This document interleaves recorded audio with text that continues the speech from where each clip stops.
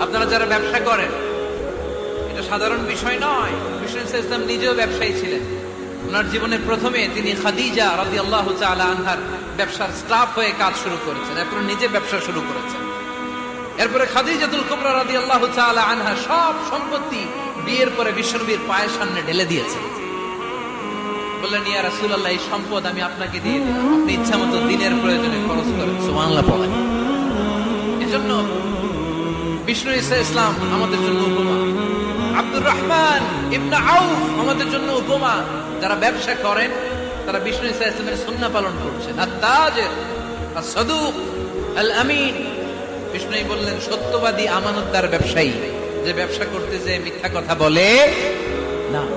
অনেক ব্যবসায়ীরা আছে পণ্য চালানোর জন্য মিথ্যা কথা বলে আর কসম কাটে, আছে না নাই?